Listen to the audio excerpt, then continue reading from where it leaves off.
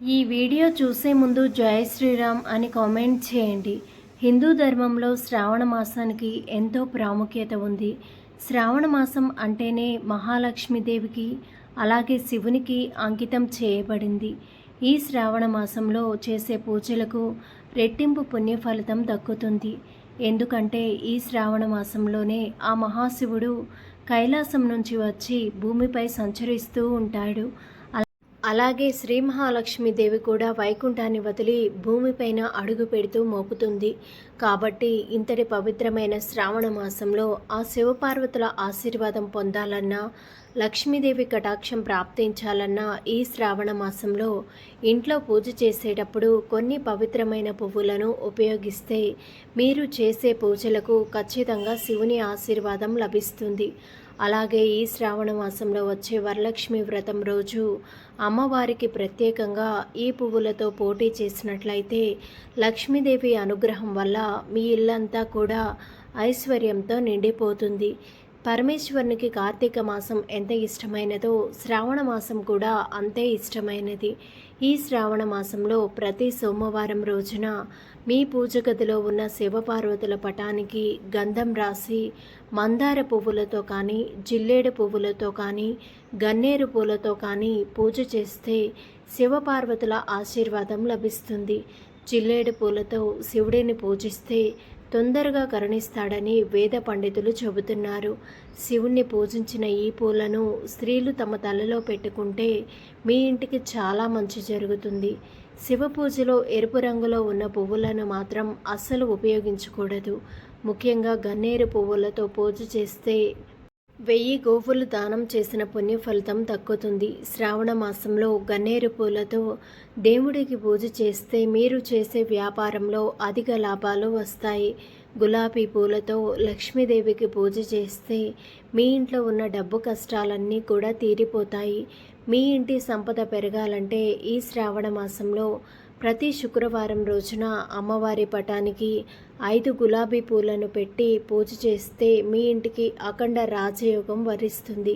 డబ్బు కష్టాల నుండి వెంటనే విముక్తి పొందాలంటే ఈ శ్రావణ మాసంలో ఏదో ఒక శుక్రవారం రోజున 5 ఎర్ర గులాబీ పూలను తీసుకొని వాటిని ఒక ఎర్రటి వస్త్రంలో మూటలా కట్టి అవి మూటను బీరువాలో పెట్టుకుంటే మీ ఇంటికి లక్ష్మీ కటాక్షం లభిస్తుంది. సువాసన వెదజల్లే పారిజాత పువ్వులంటే వెంకటేశ్వర స్వామికి చాలా ఇష్టం.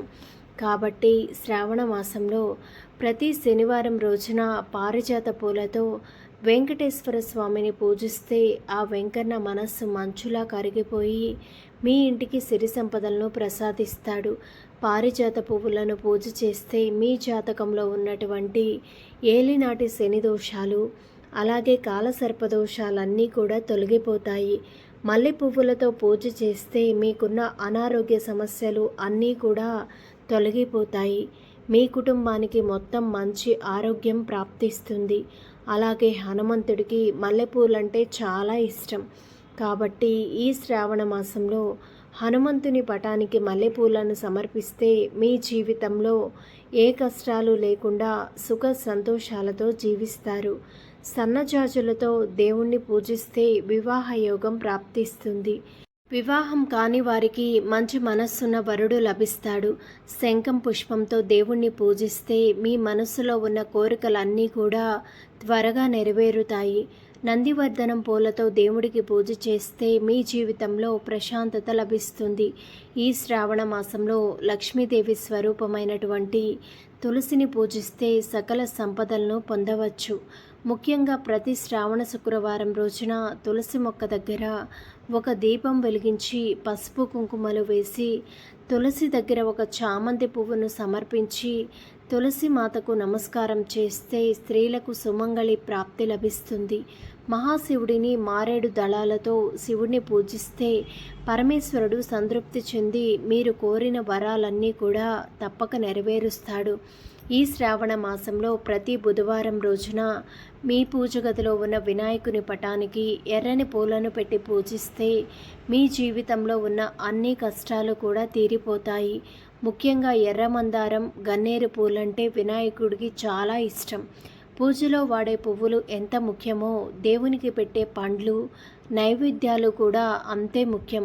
ఈ శ్రావణ మాసంలో పూజ చేసేటప్పుడు దేవునికి అరటిపండు నివేదిస్తే మీరు చేపట్టే పనుల్లో ఏ అడ్డంకులు కూడా లేకుండా ఉంటాయి.